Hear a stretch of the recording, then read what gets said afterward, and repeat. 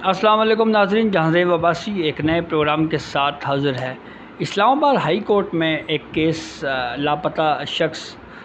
کی بازیابی کے حوالے سے کیس تھا، اور اس کیس کے اوپر کافی اہم ریمارکس اسلام آباد ہائی کورٹ کی جانب سے دیے گئے۔ جسٹس محسن اختر کیانی نے اس کیس کے اوپر سنا، اور شاعر احمد فرحات کی بازیابی سے متعلق کیس تھا، جس میں ایڈوکیٹ ایمان مزاری ان کی جانب سے اسلام آباد ہائی کورٹ میں پیش ہوئی، اور انہوں نے اسلام آباد ہائی کورٹ کو بتایا کہ ہمیں یہ آپشنز دیے گئے تھے کہ آپ اگر اسلام آباد ہائی کورٹ میں یہ بیان دیں کہ ہم یہ درخواست واپس لینا چاہ رہے ہیں، یہ کیس واپس لینا چاہ رہے ہیں، تو جو فرد جس کی بازیابی کے لیے آپ نے اسلام آباد ہائی کورٹ سے رجوع کیا ہے اس کو چھوڑ دیا جائے گا۔ تو اس کے اوپر کچھ آبزرویشنز دی گئیں، اور پہلے کوئی بڑی زبانی آبزرویشنز دی گئیں، اور پھر اس کے بعد کہا گیا جی کہ ہم اس کیس کی سماعت جو ہے وہ وقفے کے بعد دوبارہ سنیں گے۔ غالباً 3 بجے دوبارہ اس کیس کو ٹیک اپ کیا گیا، اور پھر اس کے بعد اسلام آباد ہائی کورٹ نے سیکرٹری داخلہ اور سیکرٹری دفاع کو جو ہے وہ پیش کیا ہے کل کے دن کے لیے، اور کچھ اہم آبزرویشنز بھی دیں، جیسے سیکٹر کمانڈر کے حوالے سے کہا گیا وہ چاند پہ تھوڑی رہتا ہے، گریڈ 18 کا افسر ہے، اور وہ پولیس والے جو ہے وہ اس کا اسٹیٹمنٹ ریکارڈ کریں۔ تو یہاں پہ جو آبزرویشنز بہرحال دی گئی، لیکن ریٹن آرڈر یا ہدایت جو ہے وہ یہی ہے کہ سیکرٹری داخلہ اور سیکرٹری وزارت دفاع جو ہے وہ پیش ہوں۔ تو اب اس معاملے کے اوپر جو سب سے امپورٹنٹ ایشو ہے اس کے اوپر ذرا ڈسکس کرتے ہیں، لیکن اس سے پہلے آپ کو بتائیں کہ کچھ آبزرویشنز یہ دی گئی کہ ہم وزیر اعظم اور کابینہ کو یہاں پہ بلائیں گے اور ان کو بٹھا دیں گے یہاں پہ۔ تو اس کے اوپر وفاقی وزیر قانون اعظم نذیر تارڑ نے نام لیے بغیر جو ہے وہ اس معاملے پہ تنقید کی، اور یہ کہا کہ جو ججز ہوتے ہیں وہ غصہ نہیں کرتے، وہ تحمل مزاجی کے ساتھ کیس سنتے ہیں، اور ہر جج یا جوڈیشری جو ہے وہ اپنی اپنی ڈومین میں، یا جیسے ایگزیکٹو اپنی ڈومین میں، عدلیہ اپنی ڈومین میں رہ کے جو ہے وہ اپنے امور کی انجام دہی دیتی ہے۔ لیکن ایک اہم سوال بہرحال یہ ہے کہ اب اسلام آباد ہائی کورٹ کھڑی ہو گئی ہے اور بہت اہم آبزرویشنز دی جا رہی ہیں، تو یہ آبزرویشنز اس وقت نہیں دی گئیں، یا اس طرح کے کیسز اس وقت ٹیک اپ نہیں کیے گئے جب یہ 6 ججز جنہوں نے سپریم کورٹ آف پاکستان کو خط لکھا اور اس میں یہ موقف اختیار کیا کہ اس معاملے کے اوپر جو ہے وہ ہمیں عدالتی امور میں ہماری مداخلت کی جا رہی ہے، انٹیلیجنس ایجنسیز جو ہیں وہ اس معاملے میں مداخلت کر رہی ہیں، اور اس معاملے کے اوپر جو خط پہلی سٹیج کے اوپر لکھنے سے پہلے یہ معاملہ چیف جسٹس اسلام آباد ہائی کورٹ کو بتایا گیا، پھر اس کے بعد اس وقت کے چیف جسٹس عمرتاب بندیال کے سامنے یہ معاملہ رکھا گیا، تو وہ بھی کوئی خاطر خواہ اس کے اوپر اقدامات نہ کر سکے، اور اس خط کے مطابق کہ چیف جسٹس اسلام آباد ہائی کورٹ عامر فاروق کو جو ہے وہ یہ معاملہ بتایا گیا، انہوں نے کہا جی کہ میری کچھ انٹیلیجنس کے لوگوں سے بات ہو گئی ہے، تو اب جو ہے وہ ایسا نہیں ہوگا، لیکن اس کے باوجود وہ سلسلہ چلتا رہا۔ تو پھر بہرحال اس کے بعد کہ کافی وقت تک ہم نے خاموشی دیکھی، اس خط کے جو ایونٹس بیان ہوئے، پھر اس کے بعد کوئی ہمیں ڈیولپمنٹ اس معاملے پہ نظر نہیں آئی، جیسے وہ اسلام آباد ہائی کورٹ کے 6 ججز کا خط خود کہتا ہے کہ ہمیں جو ہے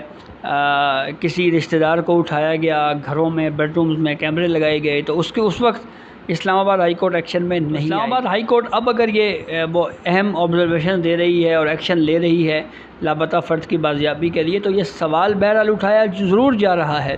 کہ جب ان ججز کے اپنے ساتھ یہ سب کچھ ہو رہا تھا تو اس وقت انہوں نے آواز کیوں نہیں اٹھائی؟ تو اس کا جواب شاید ہمیں سپریم کورٹ آف پاکستان کی پروسیڈنگ سے مل جائے۔ چیف جسٹس آف پاکستان قاضی فائز عیسیٰ نے 6 ججز کے خط کے معاملے کے اوپر کیس پر سماعت کرتے ہوئے یہ کہا تھا کہ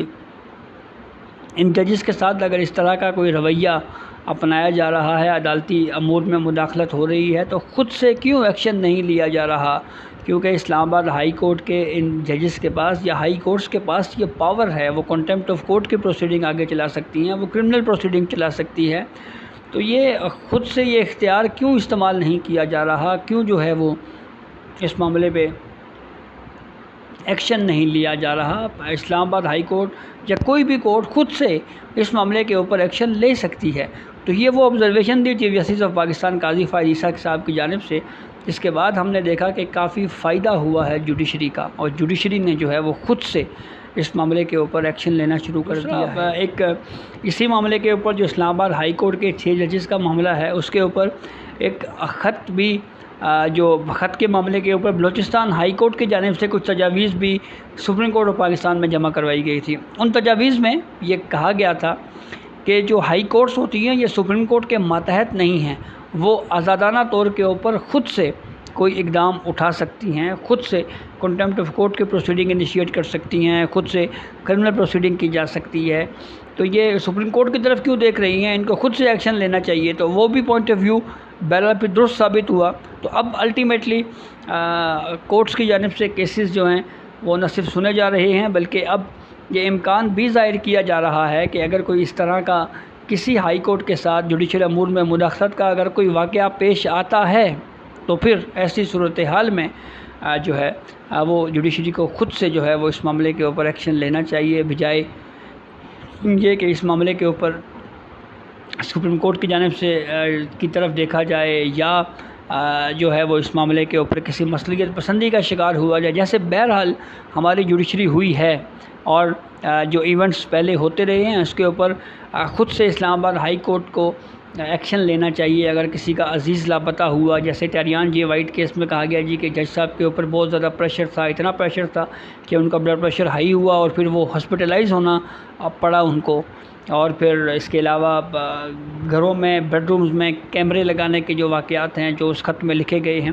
تو اب بہرحال الٹیمیٹلی کورٹس کی جانب سے کریج دکھائی جا رہی ہے، اور اس کا credit supreme court of Pakistan میں جو کیسز پینڈنگ ہیں، جو کیس 6 ججز کے خط کا معاملہ جو پینڈنگ ہے،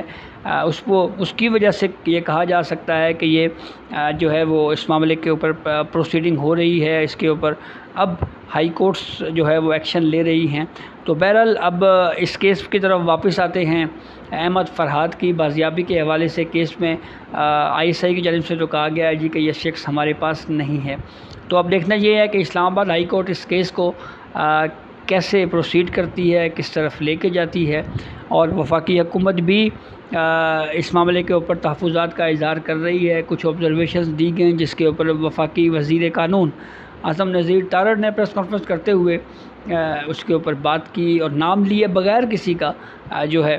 وہ اس کی تنقید کی۔ تو اب یہ کیس کل سماعت ہونے جا رہی ہے۔ دیکھنا یہ ہے کہ کل اس کیس میں کیا پروسیڈنگ آگے ہوتی ہے، کس طرح کا آرڈر دیا جاتا ہے، کیا احکامات جاری کیے جاتے ہیں۔ لیکن بہرحال اب کورٹس کو جو ہے وہ کم از کم خود سے ایکشن لینا شروع ہو گئی ہیں، خود سے جو ہے وہ پروسیڈنگ چلا رہی ہیں۔ تو اس سے ایک چیز تو بہرحال جو ہے وہ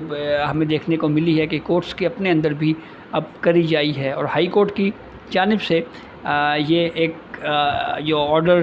ہے اب وہ کیا دیا جاتا ہے، اس کیس کو کیسے کنکلوڈ کیا جاتا ہے، لاپتہ افراد کو بازیاب کروانے کے لیے کیا اقدامات کیے جاتے ہیں، یہ معاملہ کافی اہم ہوگا۔ لیکن اس کے ساتھ ساتھ جو جوڈیشل امور کی انجام دہی میں ایگزیکٹو یا حکومتی امور میں مداخلت یہ جیسے وزیر اعظم کو بلانا، کیبنٹ اراکین کو بلانا، اس کے اوپر تحفظات کا اظہار بہرحال کیا جا رہا ہے۔ تو یہ اب تک کی اپڈیٹ تھی جس سے ہم نے آپ کو آگاہ کیا۔ بہت شکریہ۔